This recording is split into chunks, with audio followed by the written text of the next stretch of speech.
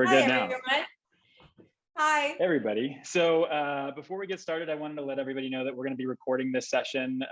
We'll be releasing it, not sure when, but soon enough. So anybody who did purchase a ticket and wasn't able to show up will get a chance to see that.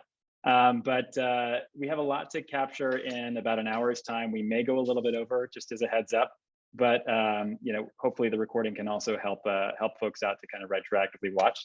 But to kick things off, my name is Jorge Gaviria. I'm the founder of Masienda. And for those who are learning about Masienda for the first time, Masienda is a one-stop shop for Masa ingredients, supplies, companion products.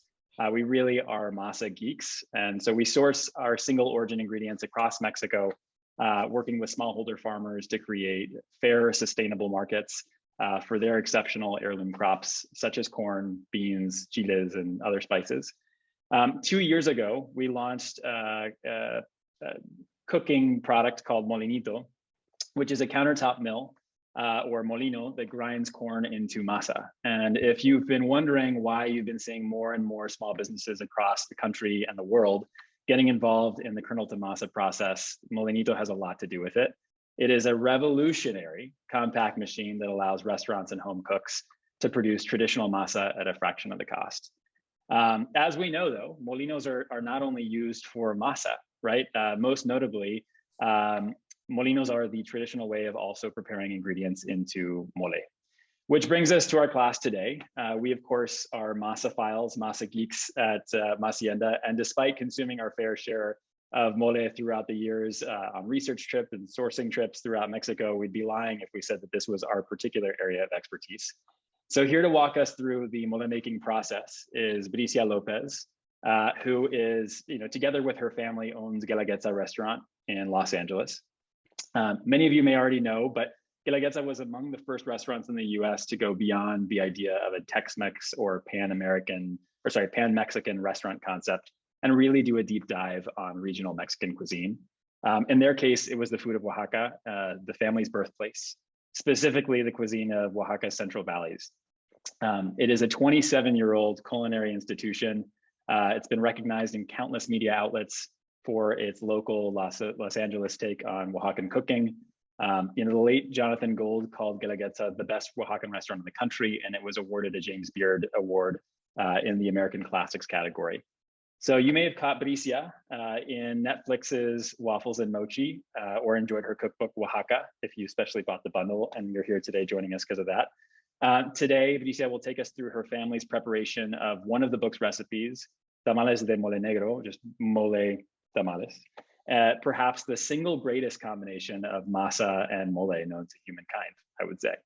So I'm going to take my seat already and follow along with the rest of the class, but I will be here moderating any questions that come up in the chat. We're also going to have a few minutes at the end of class to cover any other questions that are outstanding and have a chance to talk through a few more details. I'm also going to quickly introduce, he's probably behind the camera, our Molinito genius, Tony, who works with us at Masienda. He's my sous chef today. He's sous chefing today, so he'll be helping out with Molinito as Bricia is sort of here to kind of really kind of walk us through the process. It is a one-person job, but for today we have two, so why not? Thank you, Tony, for jumping in to help out. And if you have any questions, please type them directly into the chat, and I'll make sure they get to Bricia and or Tony. With that, Bricia, welcome, and thank you so much for being here. Oh, thank you so much for having me. I'm so excited to talk about what I love the most, which is mole and family in Oaxaca and everything. And I wanted to say this machine really is, it's crazy. I used it here at home, and I make mole. When I make mole at home, I usually use a very powerful blender, maybe a Vitamix. And every time I host a class or I have people over and we cook mole together, I'm always very forward and I say it's not going to have the same consistency that we do at a restaurant, just because at a restaurant we have this huge molino, and that's really what you need in order to get the consistency that's needed to have in a mole. So whether you can have a powerful blender and it would taste just as great, but the consistency, it's never going to be the same. And I made mole here at home with this wonderful machine, and I was just blown away at like how fine it was and how great it was. So we have a lot to cover. We're doing mole and tamales today. So I'm going to walk you through both of those. Please, I really would like to have this to be an open conversation.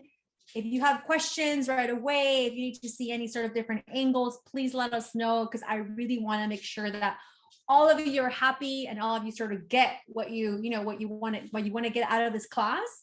But yeah, with that, I'm going to just start with like the basic mole 101 and how mole comes together. I have all the ingredients here laid out. So I will actually, what I'm going to do, I'm going to talk close to camera and I'll walk through them one by one. But for mole negro, we have 3 sorts of chiles. This chile is wait, can you guys see? Yes. Okay. So we have chile ancho. We have sort of a chile pasilla. This is the only one that was left. We are frying and cooking back there because I need to get some prep done. And then we have this chile that's just a little bit difficult, a little bit harder to find. We have it at a restaurant, but it's just our chile chihuacle, which is really what gives mole that sort of flavor.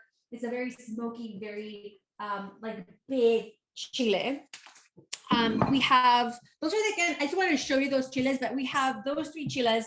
We have raisins, we have apples, onions, sesame seeds, oregano,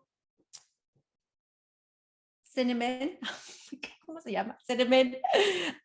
We have, so when you make mole, you thicken it with some sort of bread and you sort of add that like sort of viscosity that it has. My mom loves to use galletas Maria for this, which is what I have here. And galletas Maria are just like a very iconic sort of cracker, graham cracker that's known all over Mexico. And that's sort of what we use. We have chocolate. This is chocolate that's sourced from Oaxaca, from Sachila, wonderful family. The brand is called Villarreal. It's such a great chocolate.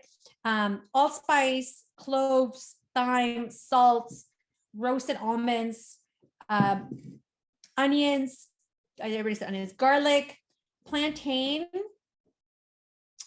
We have also tomatoes, sugar, salt, and avocado leaf or avocado leaf powder, whatever you can find, it's great. And then broth.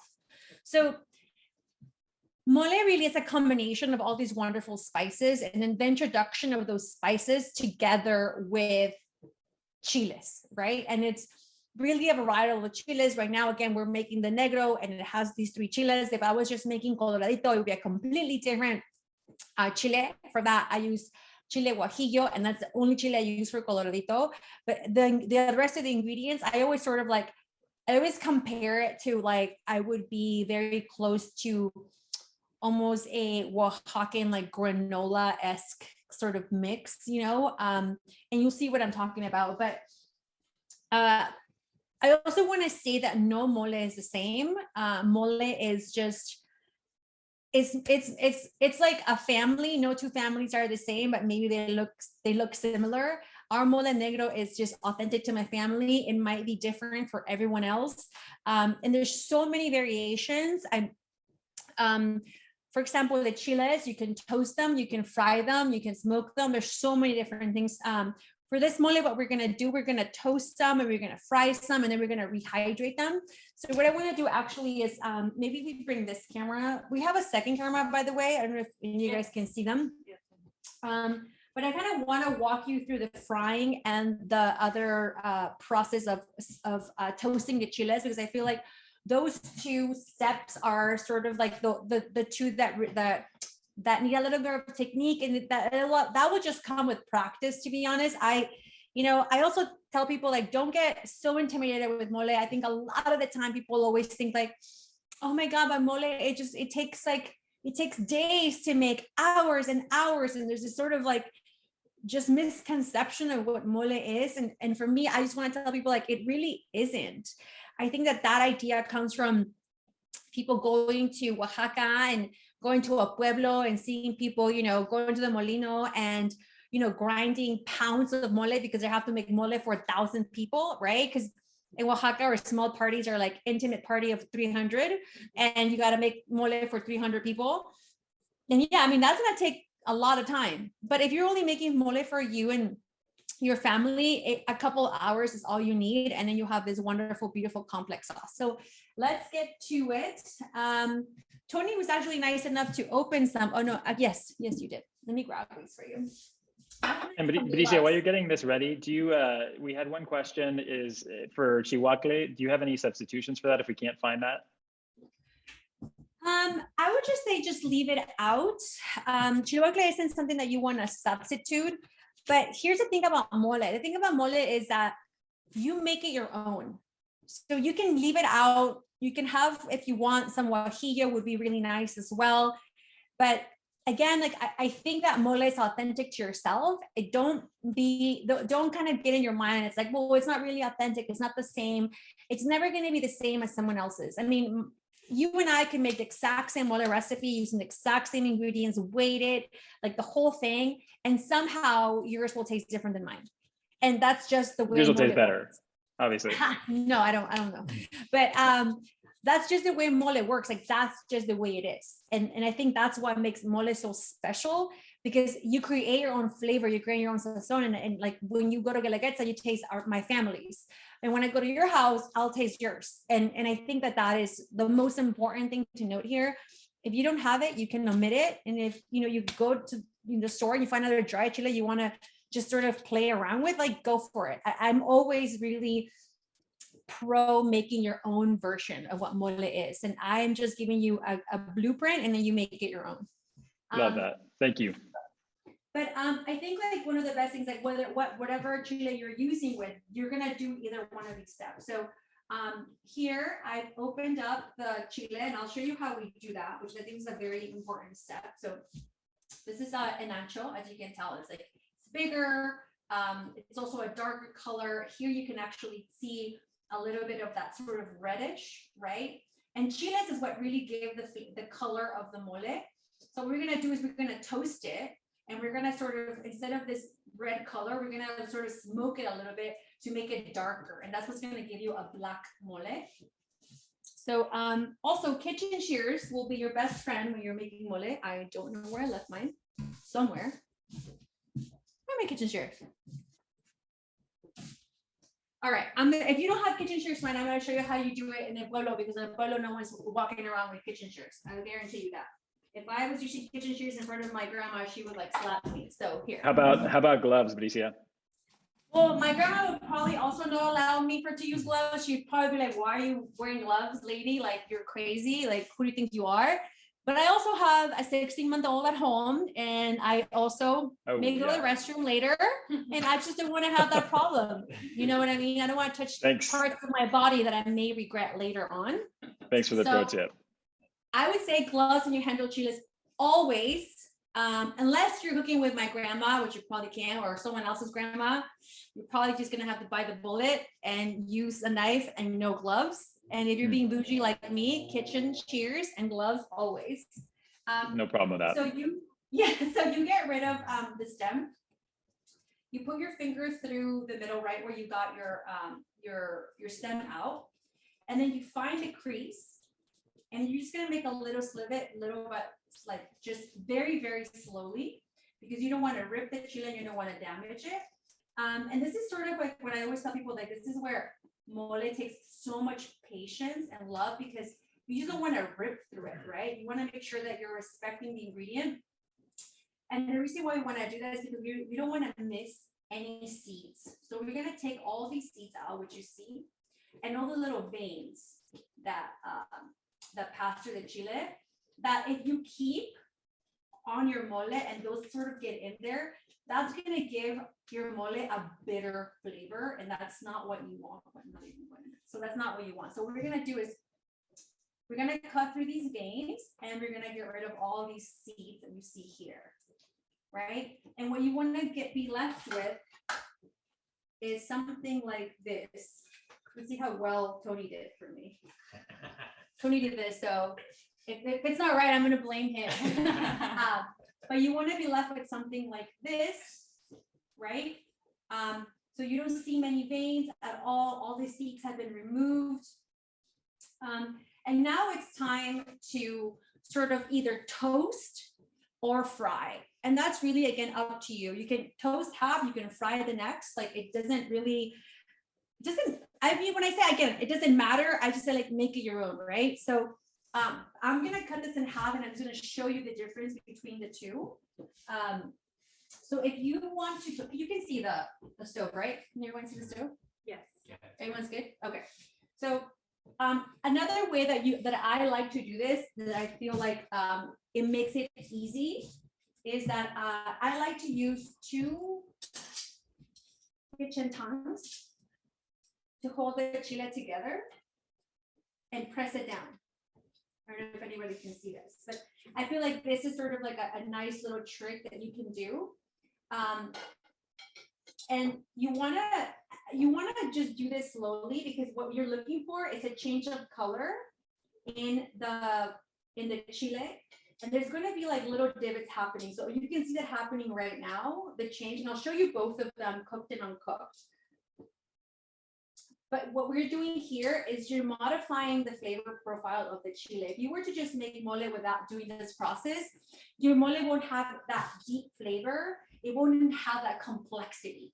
And this is sort of like you're blooming the chile, sort of what you would do with the spices. That's what we do with the rest of the spices. We really just, we toast everything in Oaxaca. It's really about, oh, see, I don't even know how I touch my face. This is what happens, I touch my face with a glove. In Oaxaca, it really is about, sort of enhancing every level of flavor. So as you can see here, all the divots have been sort of coming up, and that's what kind of what you're looking for. You want to make sure the whole chile that has happened to the entire chile without burning it, which is sort of a little bit difficult when you're working with a chile that's this dark, right? Because you're like, how do I know if it's burned? Only by burning one will you know when it's burnt. And it's trial and error. So here you're sort of like medium to low heat, I always say, when you're toasting the chiles. And unless you're very experienced, I would go one by one. But as you can tell, we've sort of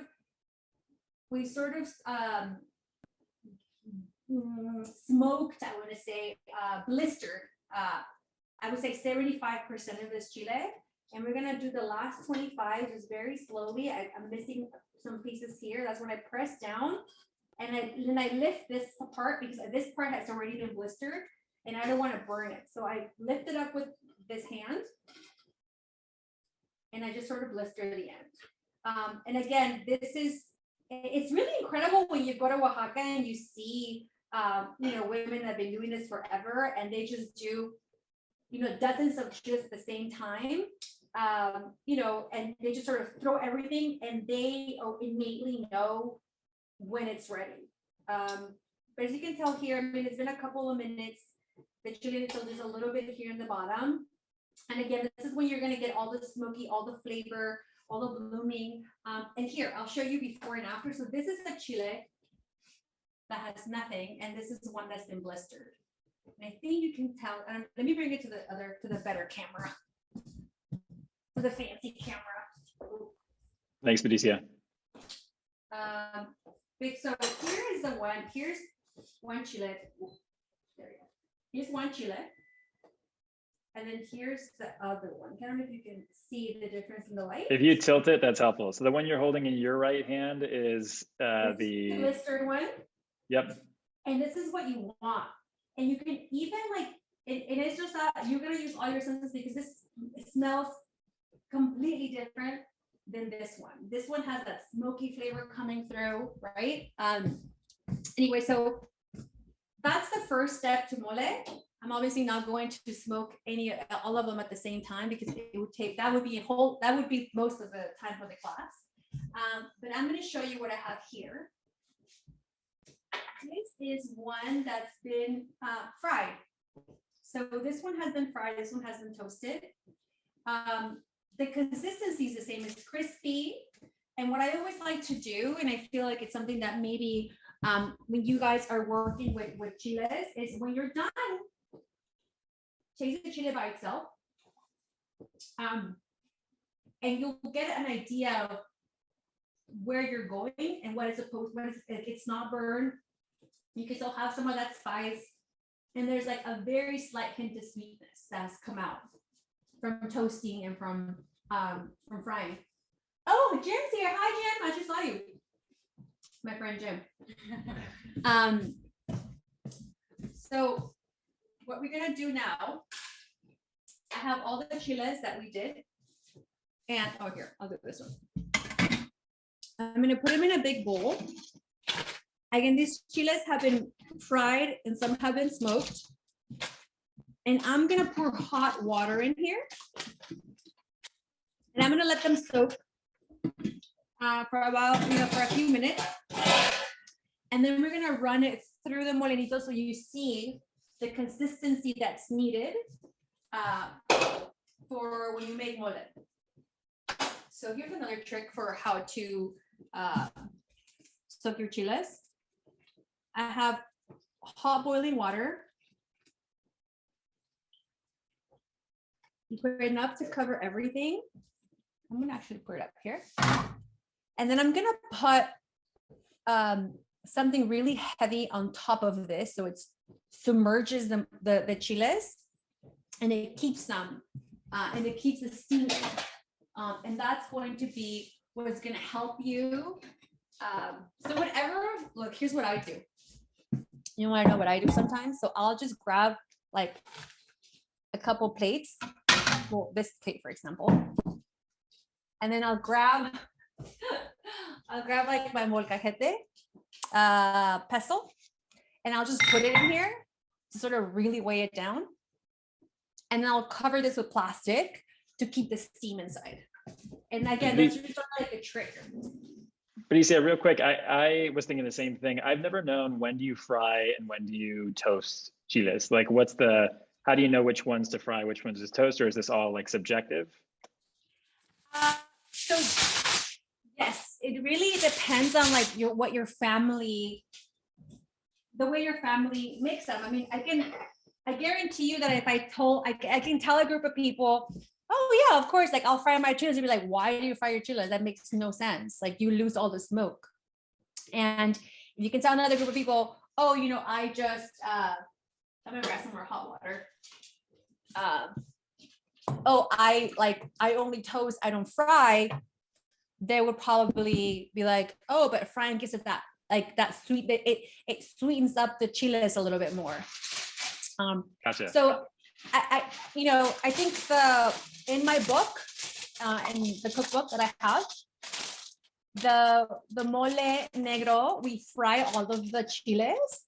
And in the mole colorado, that one is all sort of, smoky.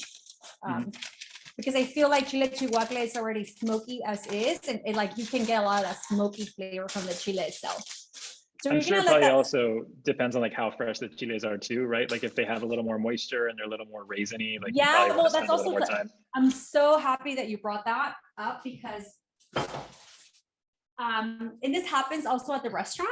Like someone will tell me like, oh my gosh, like your colorado is like spicier than last time I came, and I say, it's just the chiles like change so much in season. I think people are so used to having a very monotone flavor in all of our ingredients, right? Like, especially when you live in a place where you get a lot of, where you don't have a lot of produce, like you don't understand like how a tomato can taste different January, February, March than it would be, and November, December, like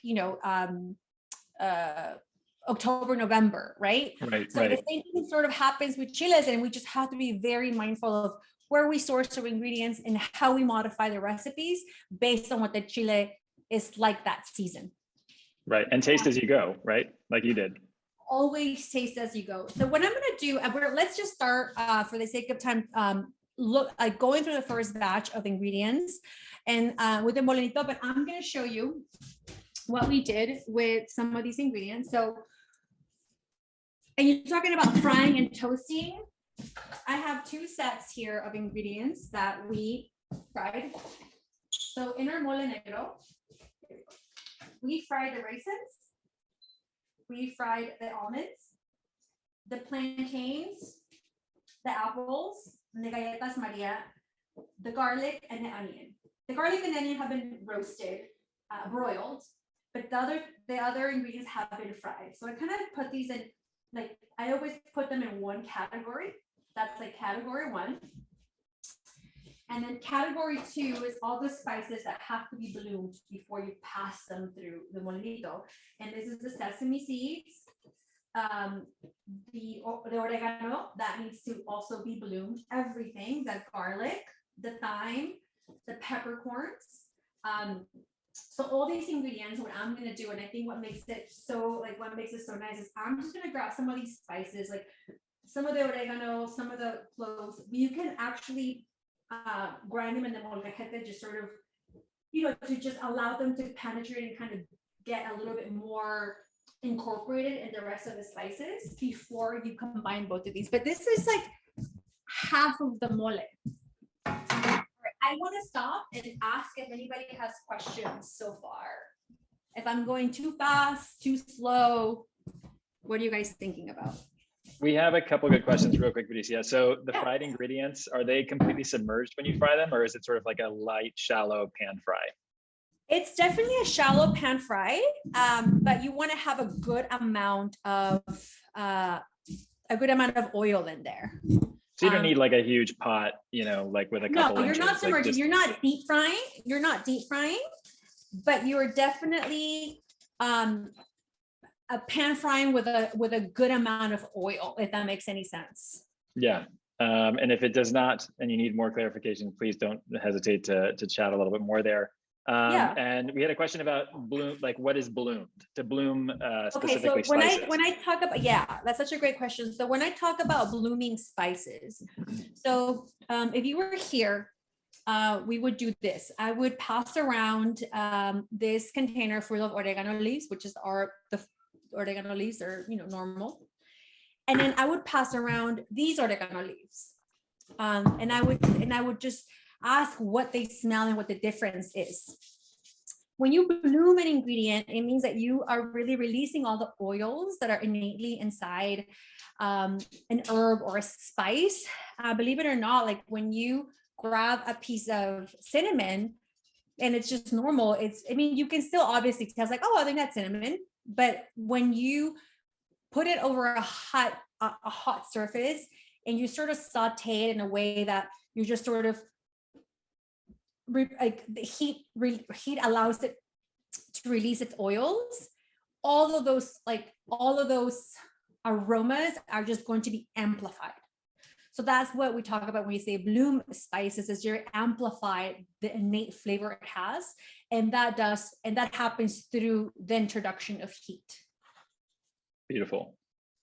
There's some other questions. I haven't missed them, but as we're, I guess we can fit one in here real quick about Chiles and where you source them. If you have a good, if you're not in Los Angeles and have a North Gate on every corner, Angelenos knows what I'm talking about. I know, right? Where do you source from? We're lucky to have a lot of stores here in LA. So I source my chiles from Oaxaca directly.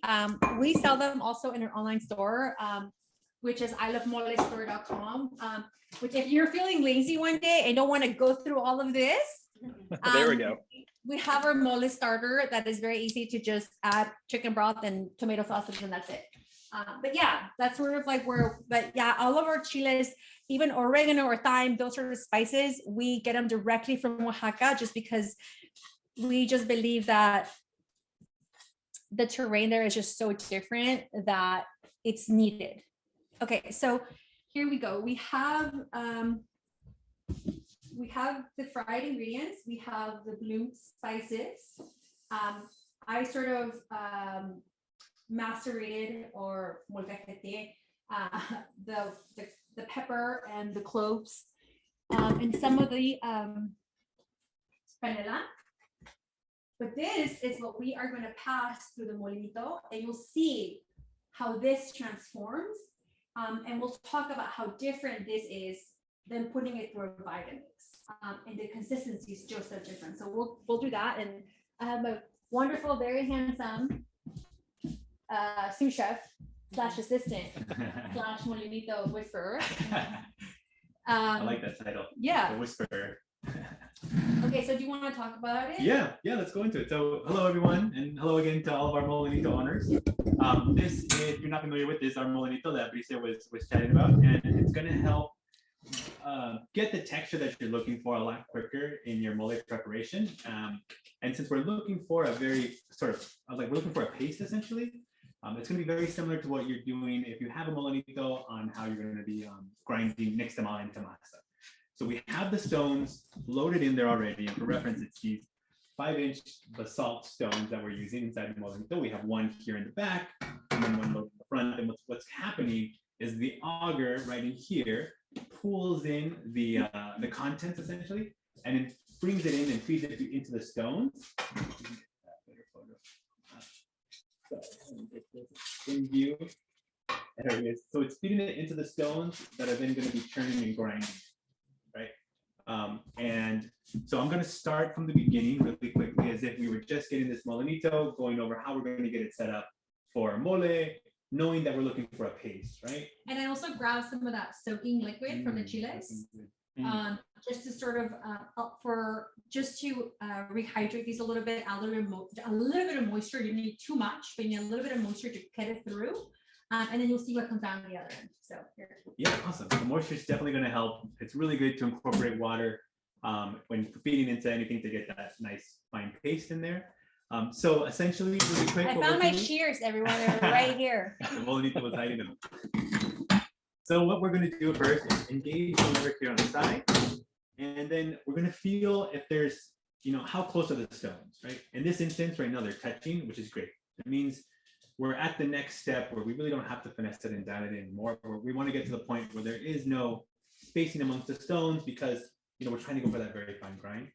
And if, say, there was some spacing, if we were kind of put my hand here in the basin and there was a little bit of a wiggle, all we need to do is release this lever here, tighten the knob in the back, maybe half a turn or so, engage the lever and give it a sort of test run. Right now the lever is very loose, so you can hear it kind of clattering, but when we engage it, it's not. What we're going to do though to begin is we want to kind of feed a little bit of the contents here into the hopper to coat the stones a bit, and to get that going. So I'm going to leave that disengaged. We'll throw it in here. We'll throw a little bit. We did it yesterday, and I did it. Just FYI, okay? It can be a one-person job for sure, but again, the luxury of having a sous chef. I'm gonna start putting all the other ingredients for the masa, for the tamales, while he explains sort of the way the Molinito just kind of will grind this. Perfect. And just for those who are watching at home who are not Molinito owners and don't want to have this in your kitchen, my wife personally doesn't want me to have this in our kitchen. Grateful we have an office for this. But a Vitamix, a blender does work, and you can get that down. You have to process it down for a little while and really kind of make sure you're finessing it. Definitely. Put through. And do you finish it like with a tammy or like a sieve or something like that if you're using that to kind of like? Definitely the Vitamix will be your best friend and the best way to go. It would be very difficult with just like a regular blender, but I think you definitely need a Vitamix and a little bit of cooking liquid. So the Chile soaking liquid as well, to sort of get it through. You can pass it through I call it a tammy. It's is that like a French tamé, whatever. Yeah, like a sieve, like a fine mesh sieve. It's a very fine, sieve, just like the one that I actually have one I can show you. Well, go do that and I'll find it. Yeah. Perfect. I mean, it may cut out the mic because it does get a little loud, but we're gonna pop it on so you make it a little silencer for a bit.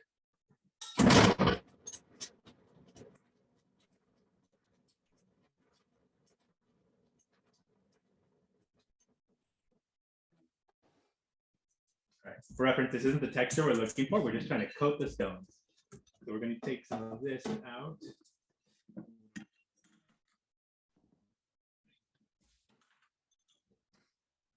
Coat it. We'll engage it. So go ahead. I was just going to say that the key to get the paste is actually very similar to the nixtamal. And that is to, slowly and consistently feed into the hopper.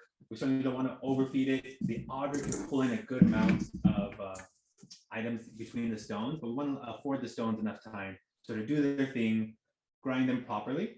So slowly, consistently feeding it like you're doing with your nixtamal is going to help you get that really, really fine, really fine texture. So we're going to right now feed it in until we get a little bit of paste coming out.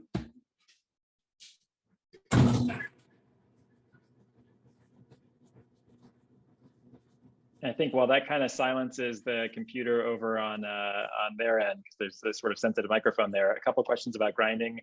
If you can use a food processor, if you can use a hand crank mill, you totally can. Like anything that breaks these ingredients down.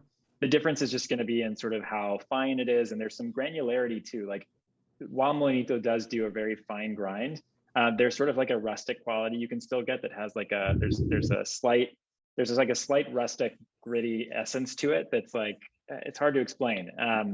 It's a textural subjective question here. You can definitely achieve a paste using a Vitamix, using toothiness. That's totally a good accurate description. A Vitamix, a hand crank mill, all of them will get the job done. But if you've gone to Oaxaca and you've tasted mole there, if you've enjoyed the Guelaguetza paste, which we got to ask Bricia if that's gluten-free, haven't forgotten about that. It's really being achieved, that kind of like little bit of toothiness is being achieved through mole stones. The texture is not the prettiest. It doesn't photograph. She's not photogenic. But the texture is definitely there. And I will come closer and show you what I'm talking about. And again, she doesn't photograph well, but she's delicious. Yeah. This is sort of like what you're looking for. It's definitely a paste. It's very velvety. It's a little sticky, but there's no grain whatsoever. So you prefer no grain in the texture, the finished texture for the mole that you have? No, I think with the mole that we have, I think like the smoother it just looks prettier once you combine it. Because so this is step one. Step two is the same thing, but it's gonna happen with the chiles. So you'll see that combination of both coming together. But I always think that, and like a mole for me needs to be very subtle, very luxurious in your palate. And that really is what makes mole so beautiful. And I think, again, you only get it from Molinos, and every Molino is different in every town, but this is my town. So. All right, so we just finish up what's in here? Yeah. Yeah. Really quick.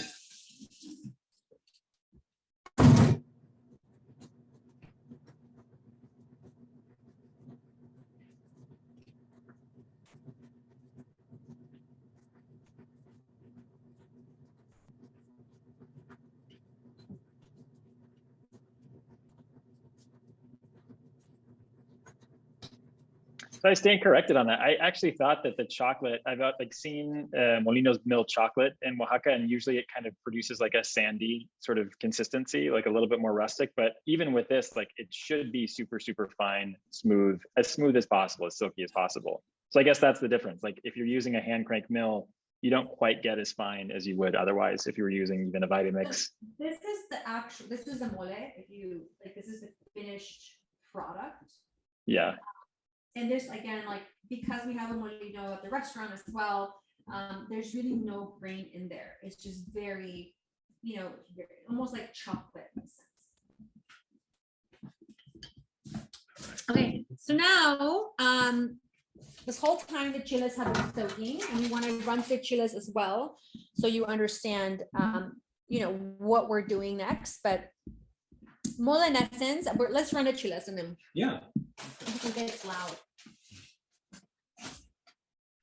And we had one question about, would you recommend a second set of stones for Masa and mole for Molinito? In fact, these stones have not been carved differently. These are the way the stones would arrive for Molinito if you were to just purchase one now. So they're getting the job done for sure. There is some nuance that some molineros tend to kind of cite. Like if you're grinding down chiles, there's a preference to have a slightly sort of deeper groove. They say actually to kind of give it a little bit slightly coarser of a grind, though it's still fine, like a slight effort, like a very, very slight coarseness to it. Obviously, all of this ranges and it's all subjective depending on who you talk to. But these stones that come with Molinito definitely will get the job done for both Masa and for mole, for sure. Yeah, And also the coarseness is going to change in how long you soak your chiles. So if you soak your chiles for longer, it's going to be finer. If you sort of stop at the 15-minute mark, they're going to be a little bit coarser. Awesome. And that probably goes for the Vitamix too, right? Yes, correct. Okay. But in the chilies,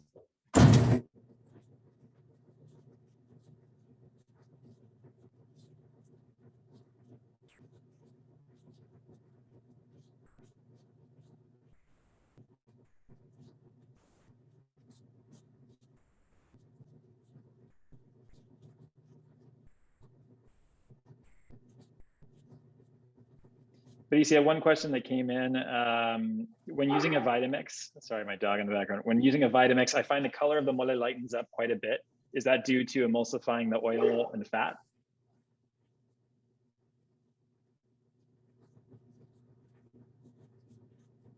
We'll come back to that question when Molinito's off.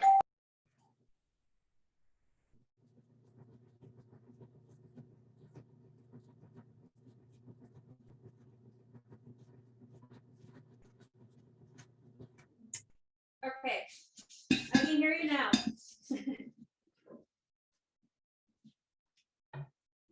I can hear you now. Yeah, so the question specifically was about the color of mole. That they said it lightens up quite a bit when they use the Vitamix, and they're wondering if that's just from the emulsification of oil and fat. Like, I actually thought it looked a little lighter coming out of the Molinito stones too. And it gets darker after you fry it, or kind of like there's a color change. Can you describe that? Yeah. So as you can tell right now, these right here, this one, it has like a hint of a red almost. We're gonna actually refry this paste. And once you do that, it'll darken up. And then we introduce the second part of the mole, which is the spices. That's sort of when the change happens in color. Thanks, Bricia. And just a heads up on time, I mentioned this at the beginning of class, we have some folks who are trickling in still. We may be going a little bit over. If that is not okay, we will have a recording, and you can certainly post any questions you have before you need to leave so we can get those covered.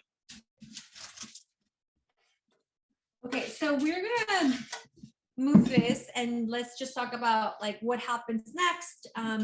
We are at the like 45-minute mark, and I want to also talk a little bit about masa, and I want to walk you through how you actually lay your tamales out. But please let me know if you have any other questions about mole, and I'll explain to you what happens next. But here we'll move this.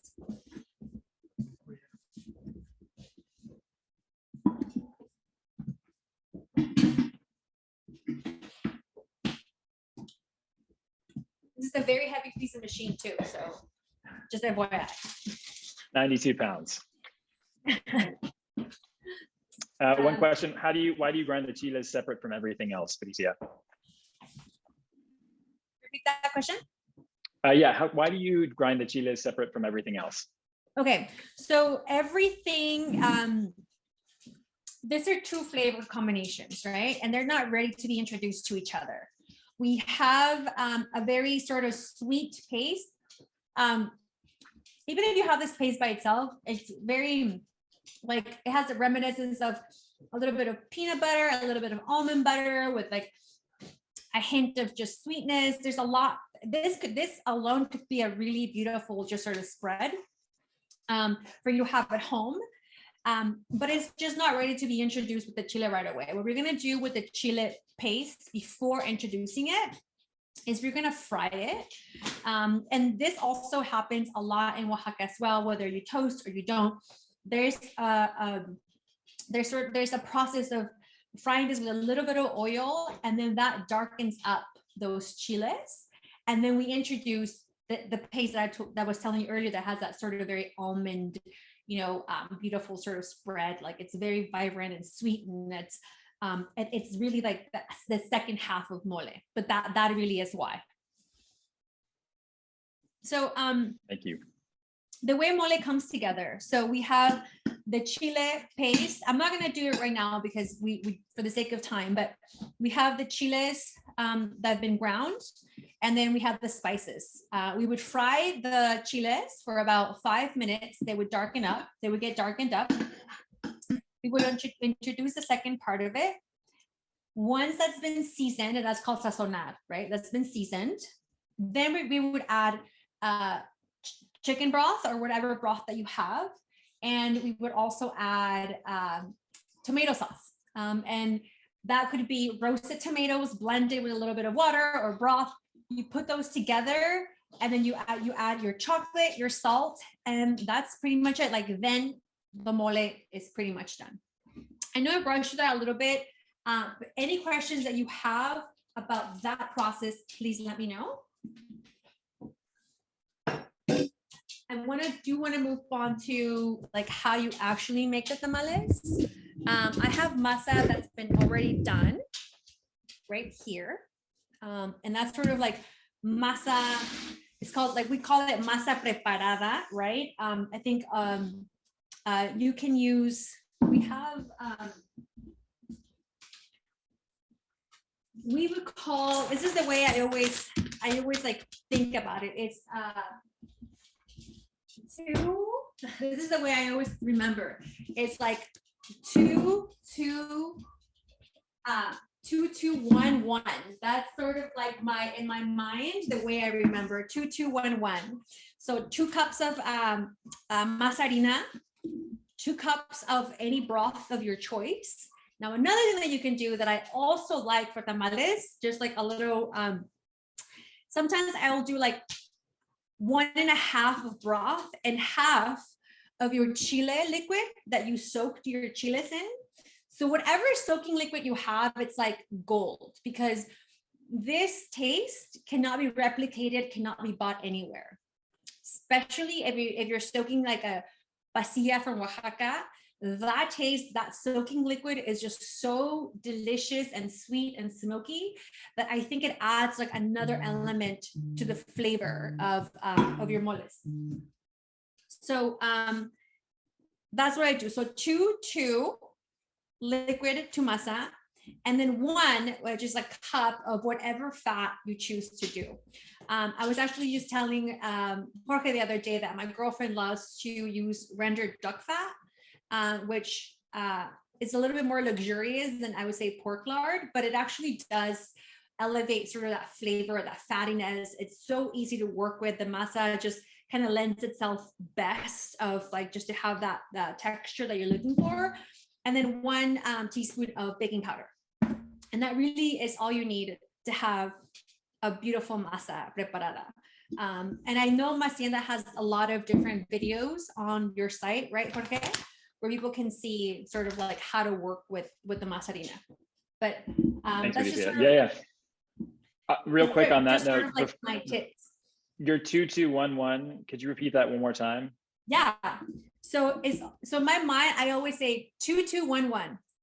And I start with like the 2 2 is harina to liquid, right? Whether that's your liquid is 2 cups of broth, or 1 cup of broth, or 1 cup of chile liquid, or whatever liquid that you like, bone broth, chicken stock, whatever it is, but it's 2 2 1 1.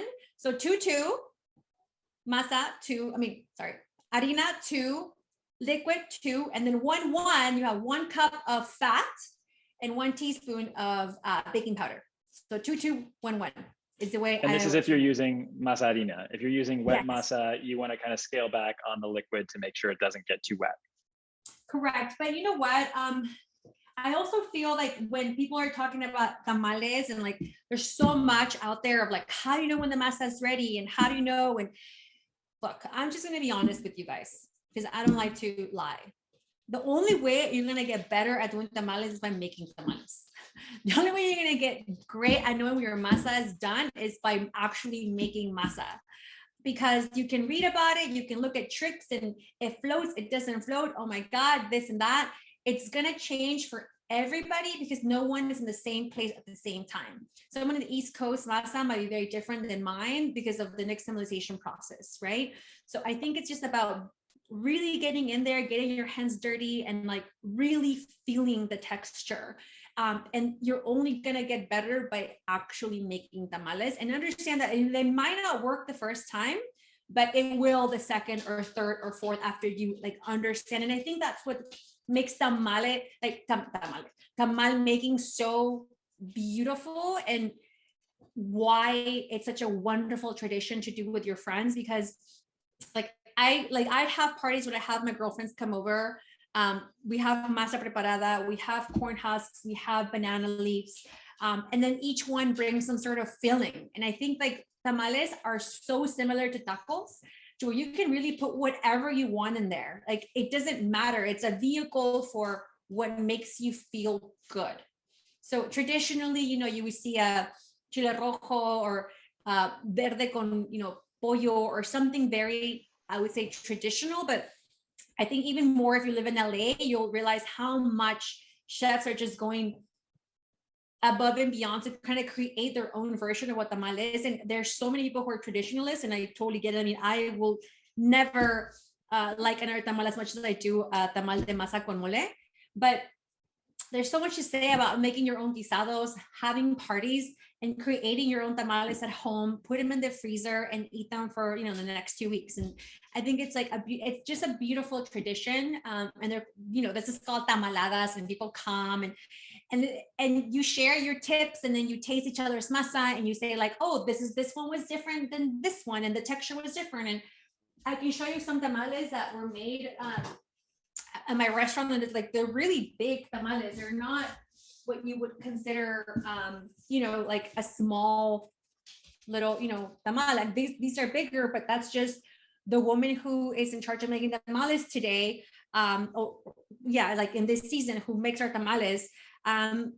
This is the way that she grew up making them, and this is her tradition. And I just love to be able to be in a place where I can encourage people to say, you know what, like if this is who you are, like let that be you. You know what I mean? I can give you a blueprint, and I can show you sort of the way I do it, but it's just always beautiful when people create their own. Any favorite vegetarian fillings, Bricia? I know jackfruit's been used a lot as a meat substitute that holds up well against mole. Any experience with jackfruit has such a it has a beautiful texture. It also retains moisture well. It has great texture. It's very much, tu carnitas. I think like a very easy one that people probably are like, will roll their eyes. Like mushrooms are always amazing. And there's so many types of mushrooms. But flor de calabaza is also incredible. And right now there's so many vegan cheeses that you can use in there. So you can do like a flor de calabaza with a pasote and a vegan cheese. I think it would be killer, yeah. And, that's sort of like kind of what I think. So here, can you see from this? Because I want to just do a tamal de negro really quick. And also, because this will happen, because it just happened to me, all my leaves broke except for one. But I actually want to make a tamal with a full leaf and broken leaves, because you don't want to waste it just because something's broken. But questions so far? I know it's like 5:55. Yeah, no, we again, we'll be circulating this recording. So if anybody has any questions and you have to go, let us know. I know that this is a lot to cover in a short amount of time, but let's see, how much chocolate do you add? I'm always very insecure in that step. So here's like also where my grandma would like, would like tell me like, what is wrong with you? But my friend actually makes these little masa things that I think they're just like, I feel like one of those infomercials, that you would buy, like a person like can't spread the masa and they're like, oh, this is so much easier. You know what I mean? Like it just gives you those vibes. Like, are you tired of not making your tamales right? Like, I don't know. I just honestly, I just think this is funny, but you can use it. Hey, do you? Like a pastry scraper? The spoon, huh? It's like a pastry scraper, scraper. It's basically a pastry scraper, but it's like in a little try. I guess I don't know what this shape is mathematically. Yeah, I have no idea.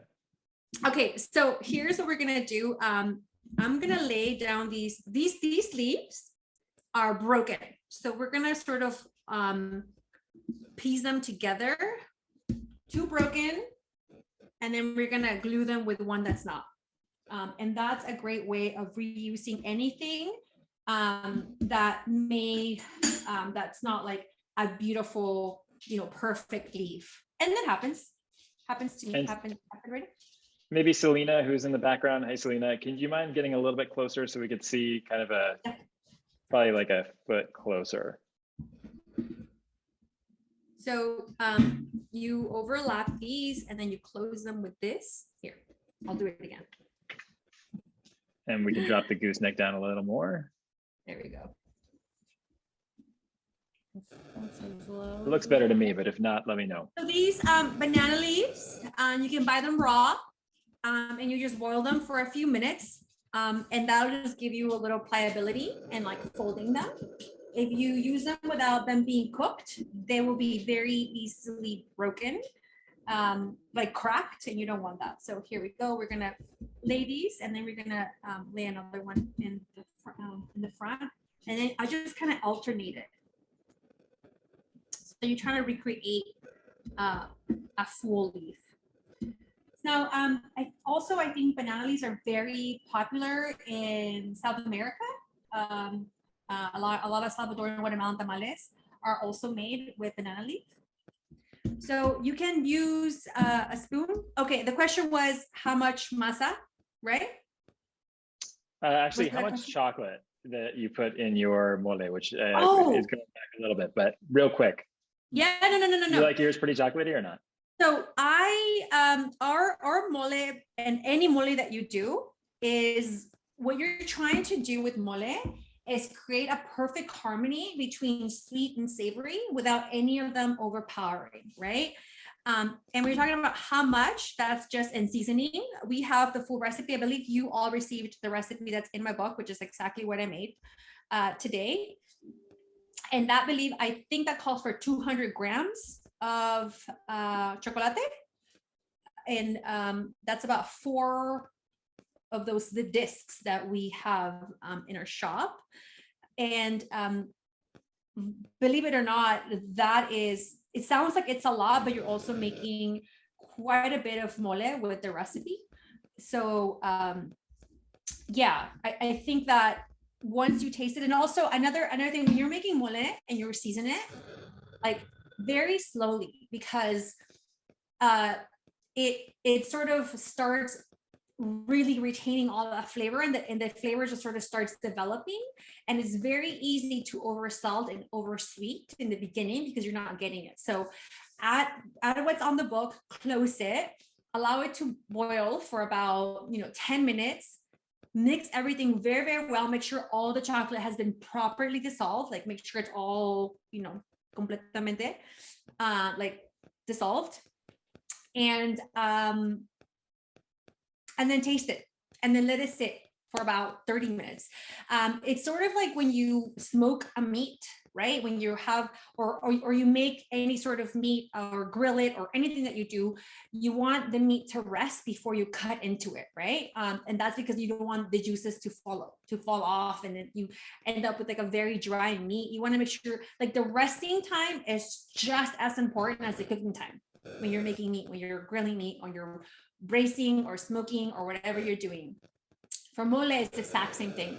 The resting time is just as important as cooking time. So let it rest for 30 minutes and then taste it and see if it needs anything else. So we have our masa.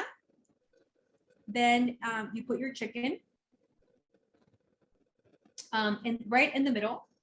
And again, this is like, how much do you want? I always like to have a good amount of ratio between masa and meat.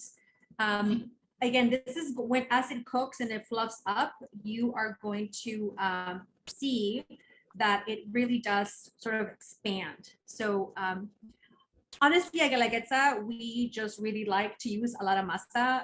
Also, the masa has been seasoned again with a little bit of that cooking liquid. And I think that adds a little bit of like, you want to have a beautiful tasting masa preparada.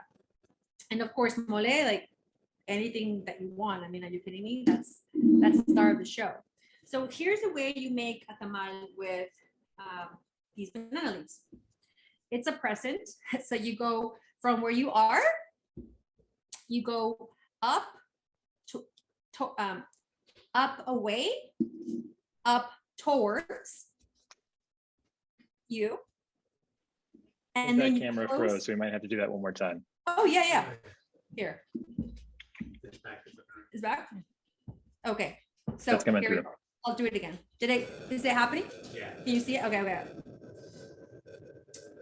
Now it's like messed up my whole thing, but okay, let's No, we'll do another one. Let's pretend it was exactly the same. So you're standing in front of it. I'll move this here. You're standing in front of it and you think one away, one towards, and then you close from right center and left center. And then you have this beautiful sort of crescent and a beautiful like rectangle. And again, this is all from broken leaves. This is like what you're looking for. So, and I purposely did it with broken leaves because a lot of people think like, oh, like, well, all my leaves like broke. Like, what am I supposed to do? I'm just left with a bunch of leaves. And then again, like I always see right here, like, oh, there's like a little divot, and I'll come close to the camera. So I think it's important to see this. Here, it's like a little divot that happened. So I'm gonna make another like closure in here, so this doesn't like fall over when we're steaming tamales. So you grab another extra, and then you put it over and then under, and there you go. In Oaxaca, we don't use any sort of twine to close it. You know, we don't do any of this stuff to close or anything like that. But some people find it rewarding to do that for some reason. So if that's you, go for it. To close it If up. you haven't done enough work already, you could go through each one and make a nice little bow, is what you're saying. Yeah. You know what though? I will say that like that makes it pretty, and you could gift someone a basket of tamales like that.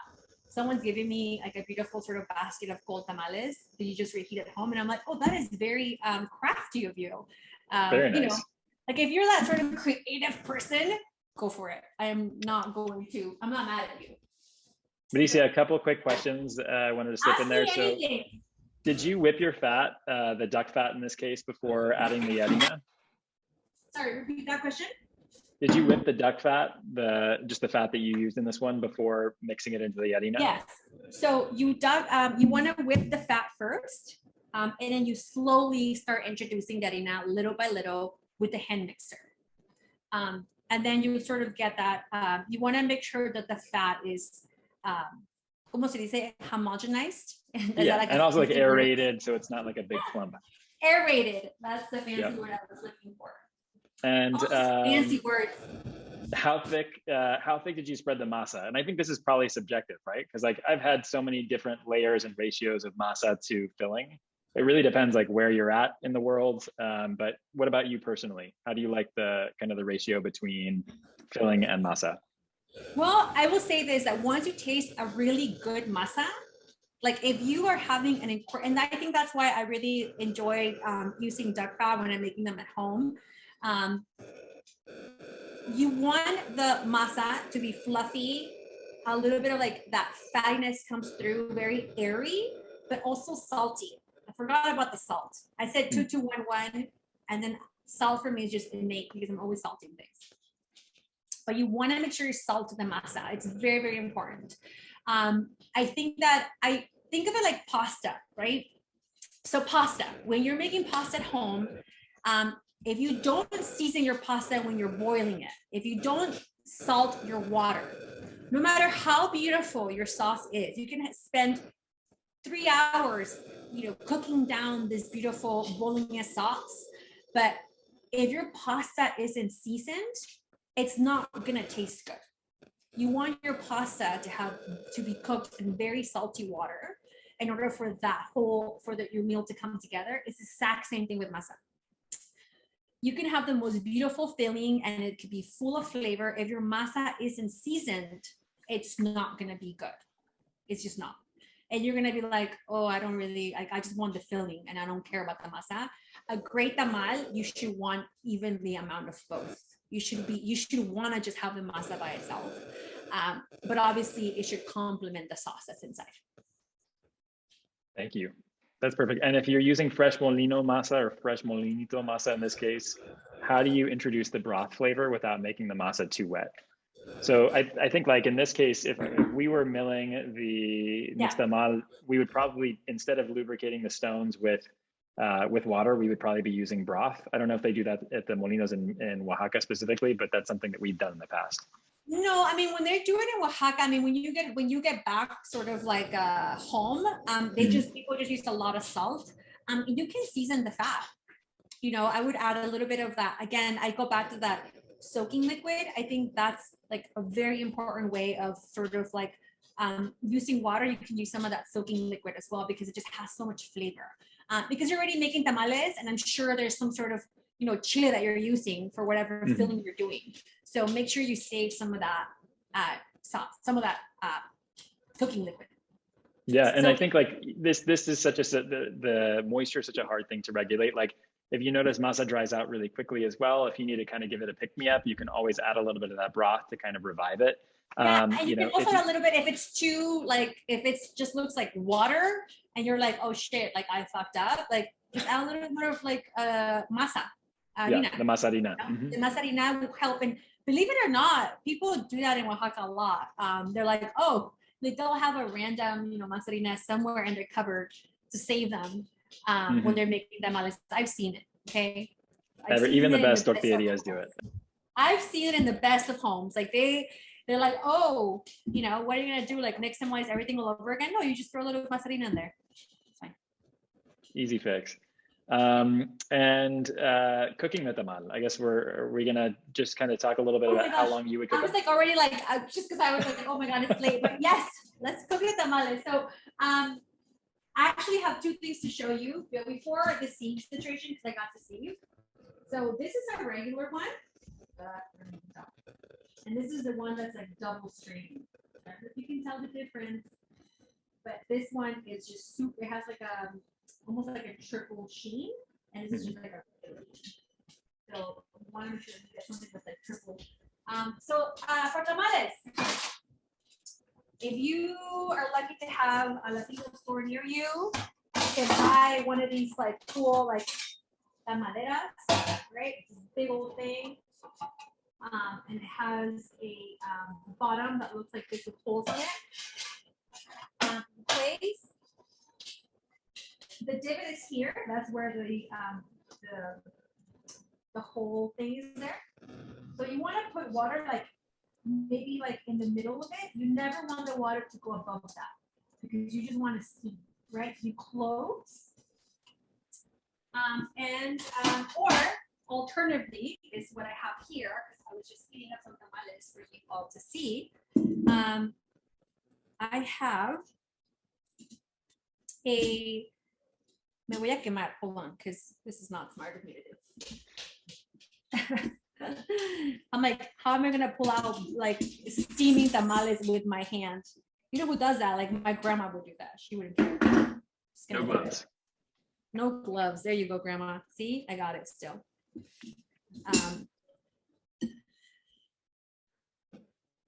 Here, and here's like a tamal that's been sort of steamed and cooked, and we'll open it together and we'll eat it together. Let me get this out. But so here we just have a steaming basket. Can you see it? And this will do. You don't need to get a fancy tamalera. You don't need anything. But it's like, you know, sort of a specialty sort of scenario. A steamer basket would absolutely do. So this is what was left of the water that I use right now. It's just like, you know, this is like a 6-liter pot, right? And then I have my steaming basket that was right inside. You put it in there, you put the tamales, you close them. And what I like to do also is cover them with kitchen towels to retain the steam. They cook faster, and the tapa, and that's it. And my child's here from school. Everyone clap for my kid. He's here from school. But thank you all so much. He's just like, thank you so much for joining. Any other questions? Should we open one of these tamales and say goodbye? Yeah, when do you know it's done? I mean, is it, like I've heard the key is when you open it up, it shouldn't stick anymore to the leaf. Is that what you use? Here, I'll open it right now if you can see. This is a tamal that really has been done, and I'll bring the masa up so you can see it. But you definitely, number one, cook it for at least 30 minutes. This is really good. That's really, really good. The least that you want, the last thing you want is like you spend all this time, you don't want to open and close and open and close and open and close. Let it do its thing for 30 minutes and let it rest. Turn it off and let it rest for another 10. Again, I can't stress enough about the resting time. I'm glad you asked about that. Let them rest for 10 minutes and then open them. Because they're going to keep cooking through for like another 10 minutes too, right? Yeah, but it's not like, not, especially, I mean, but not the same amount of heat as just sort of cooking through slowly. So you want to make sure that that resting time is there. And do you steam, like depending on what kind of wrap that you're using, does it sort of affect the cooking time? Like does a corn husk cook faster, slower than a banana leaf? Size. It's the size and the amount that you're making. So if you're making really big tamales, they'll take longer. If you're making smaller, they'll take 20 minutes and then 20 minutes and then 10 minutes resting time. If they're bigger, 30 and 10. That's sort of like the recommendation. Okay. And again, slowly simmer. Make sure you put the tlayudas in front and on top of it. That's really important because it just allows for the heat to stay in without any sort of condensation of the water. And yeah, just be patient.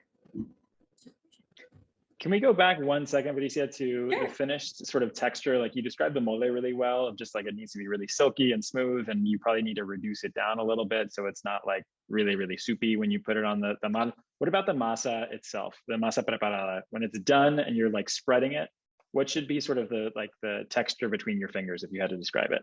Okay, so if you're looking at here, I'll show the closer. You want something that has hydrated, but not so much that you can't move it from one finger to the next. So it's gonna be able to give, right? Like you're spreading it on something. So if you're gonna spread it, you gotta make sure that it's spreadable, but it's not runny. You don't want anything that's runny. If it's runny, it's not gonna work. You need to add a little bit more masarina in there. But also you don't want anything that's dry because you're not going to get that fluffy, sort of, airy tamal. You want something that's very much in between but a little bit more on the hydrated side. Would you say it's like a little bit more hydrated than like a masa you would press for a tortilla, for example? Or 100%. I would say it's about like 20% a little bit more hydrated than what you need for a tortilla. Because when you put it in a tortilla, you want a little bit dry. You don't want it to be so, that one you just want it just like to the touch. This one, it's a little bit stickier. Okay, sure. Yeah, so it should leave like a little bit of like, if you were to try to handle it, it would leave little bits of masa still on your hand, right? It wouldn't be like super clean. Okay. So like even if you're using fresh masa that you milled using Molinito, and I can talk about some varieties we really love to use, but the end goal, no matter what, like depending on what your preferred fat ratio is to masa, you want to have that consistency, the finished consistency being, a little bit stickier than when you would want a table tortilla masa. 20% stickier according to the tamal expert, Bricia, and you want it to sort of leave a little bit of residue. If you were to kind of like smear it in your hand, a little bit would sort of would stay there if you were to try to take it off. Whereas if you were to use a masa for tortillas, you sort of like, it's like Play-Doh. It doesn't really leave a lot of residue behind. And this is the finished bite. I think the sound cut off.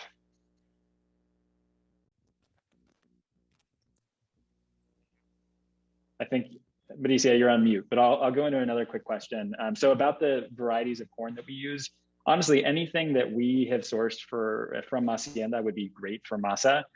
Even like cacahuacintle, which is a traditional pozole corn, it's a very, very big kernel. Those are actually used in northern Mexico for tamales. So anything that you would find on the site would be a great complement to making masa for tamales. I think in Bricia's case, using the masa harina that we had today, this was the yellow masa harina. Hey, I think the sound is still off, but I'm so happy we got to meet your baby, big baby. He's the big baby. Two kids. You have a 1-year-old at home too?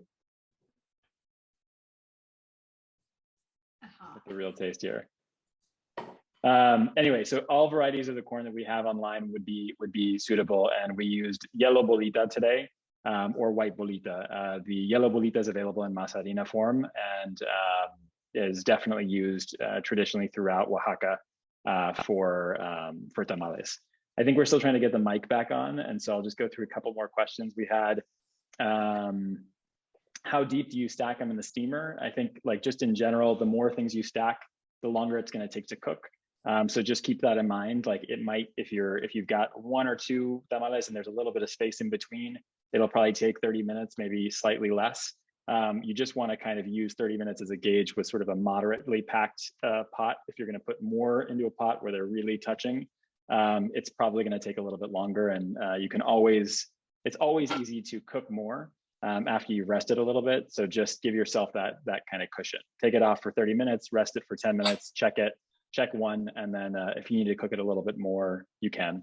And again, the taste test here is if when you pull that leaf off, if it sticks to the masa.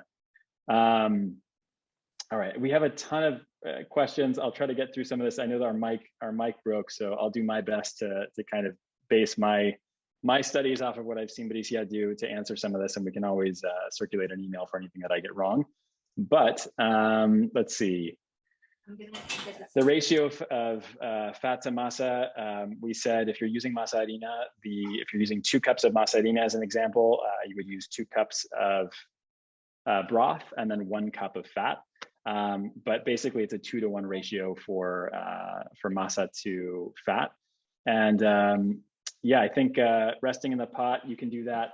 Yes, if you're gonna rest 10 minutes in the pot would be just fine. And for nuts to replace, I'll have to circulate an answer that. I think this is totally subjective. If you like the flavor profile of different nuts, cashews versus almonds, you can do that. But yeah, I don't think you can go wrong really, as long as you're using some kind of fat component that you would get from a nut. Anyway, with that, I know we're super over time. I want to thank everybody for joining.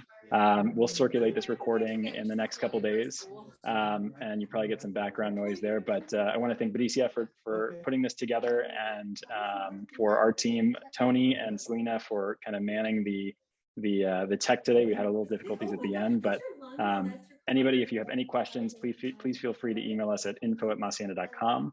And happy holidays, everybody. Thanks so much for joining.